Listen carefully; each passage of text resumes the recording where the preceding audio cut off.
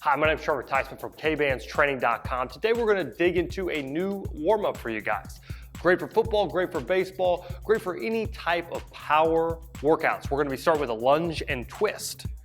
Now this specific exercise, you're going to sink down into your hips, nice long extended lunges, and then you're going to twist over that front knee side, loosen up our trunk, loosen up our groin, hips, glutes, and even hamstrings. Move down about 10 yards, then we're going to head on back.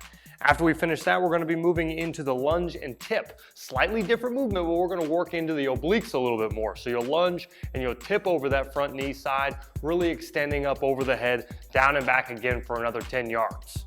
Next, we're going to focus strictly on the low back and hamstrings. We'll be doing the walking RDL. As you move forward, you're going to try to stay opposite and even nice flat back as we drive our heel up. Don't point the toe, drive your heel and try to close that whole chain as we get nice and straight throughout our back and our hamstring. Now we'll pick up the pace a little bit, increasing our heart rate with the karaoke. Notice now the front knee side is going to be a little bit powerful, jumping up over, really trying to cross that hip and work our hip flexor down and back yet again. Now we'll move into the power skips, driving our knee up as powerfully as we can. Always have quick exchanges with your arms during this as well, really forcing the momentum up with each arm action and knee drive. Coming down to the end of the warm-up, we're getting our increase in blood flow going with our power skips. Now we're going to move with a simple high knee followed by a butt kicker.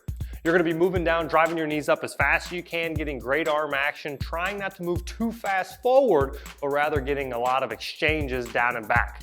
Follow now with that butt kicker we talked about, focusing on the hamstring, stretching the quad, staying nice and tall, driving our hands through as well.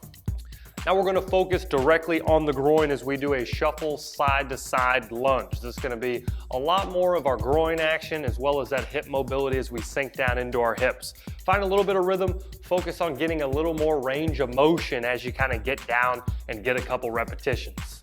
Now finally, the last exercise for our legs, we're going to be doing a gait exercise where we're open and closing the gait, working on our hip mobility. When we're moving forward, we go out first, then forward, and when we go in reverse, you're going to start forward and then open the gait back. Always try to move the hips and not really twist it on the knee too much. We want to make a lot of that mobility come from our hip action. And finally, to finish up the warm-up, you're going to do a simple trunk twister, rotating from side to side, trying to get that trunk nice and loose. Remember, anytime that you're doing speed training, we've got to get loose in that dynamic fashion. Static stretching is not going to get our body ready for these ballistic movements, so work hard through this type of sequence and make sure that you're good and loose before you compete.